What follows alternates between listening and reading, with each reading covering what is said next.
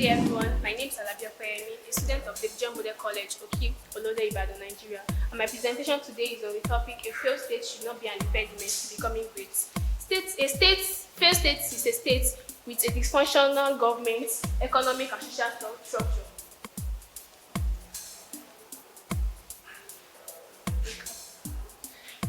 A failed state is a state with a dysfunctional government, economic, and social structure, combined by the corruption, impunity, and state disorganization. A state as a political institution was not created to perform some very essential duties, mainly the protection of lives and property. State failure, therefore, is the inability of a state to perform its historical responsibilities. It is the failure to promote human flourishing, reflected in a lack of capacity, a lack of political will, failure to provide public goods to the entire population, rather than favoring one or the other particular segments of it. It's an obligation of the responsibilities to promote and protect the Westphalian principles. Among others, these principles include: 1. The right to monopolize control over the instruments of violence. 2. The sole right to tax citizens. 3. The prerogative of ordering the political allegiance of citizens and their support in war. A failed state therefore connotes a demonstration of incompetence and weakness to promote a good life, arising from the non-provision of the basic needs and fundamental tasks of a nation-state in the mother community. The aftermath is state susceptibility to a high degree of dysfunction and vulnerability to competing and centripetal forces. In this situation, the state gradually degenerates and cleaves to primordial parochialism of ethnicity and other sectional interests for survival. Therefore, a failed state is a state under duress, incapable of fulfilling its core functions, with a development in reverse. Let's take Africa for example. It is glaring from the Western global scholars and agencies, African states have failed because of their inability to promote their requirements of a state. African states have failed because of their inability to fulfill the requirements of a state. Western liberal scholars have found out that African states suffer from various degrees of weaknesses and are therefore potential candidates for failure. A failed state is a state that cannot perform the two fundamental functions of the sovereign nation state in the mother community. It cannot project authority over its people and its national boundaries, and cannot protect its territory.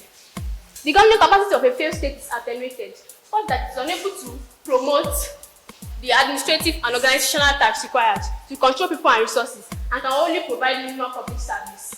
The dynamics leading to and compounding state failure are many and varied, including civil war, ethnic violence or genocide, predatory government, and bureaucratic behavior.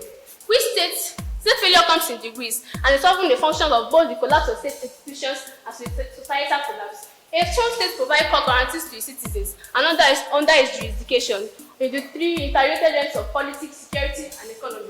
A weak state cannot maintain a monopoly on the legitimities of violence and cannot minimize internal conflicts. It cannot provide the empowerment of its people or protect civil liberty. In addition, it cannot minimize internal conflict, and thus, state failure manifests itself when a state can no longer provide physical security, a productive economic environment, and a stable political background of the citizens. The total collapse of the state marks the final and extreme state of state failure, and very few states could be described as completely failed or collapsed, just like Africa.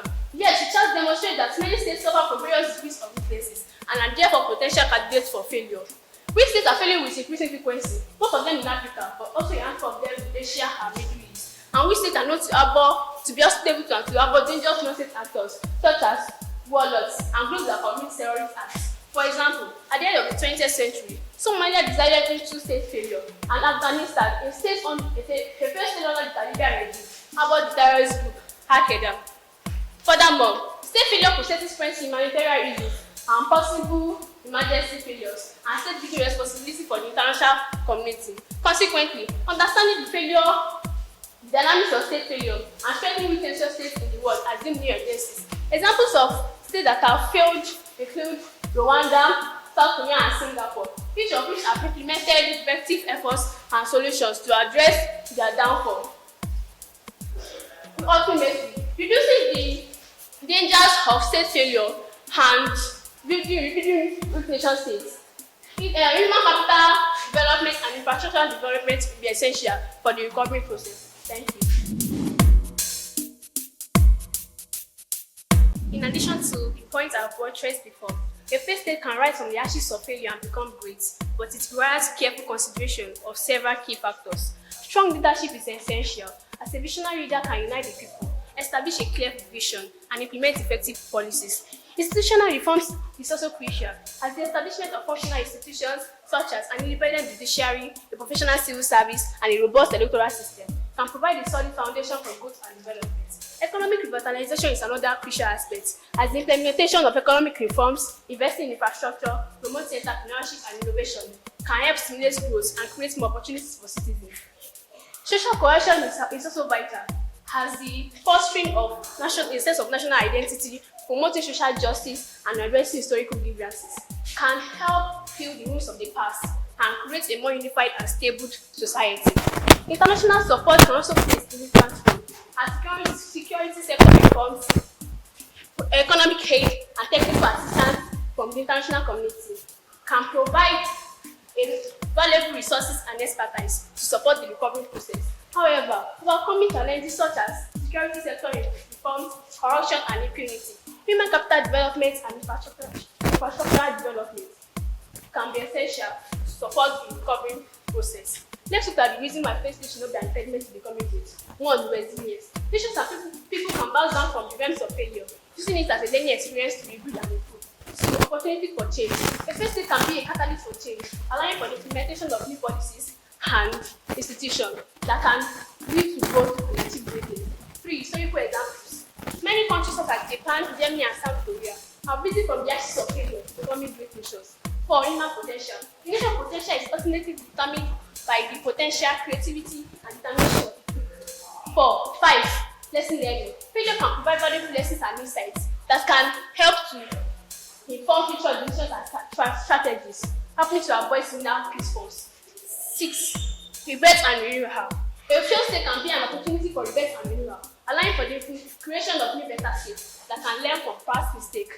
Ultimately, rebuilding a failed state requires broader process, contextual solutions, and international cooperation.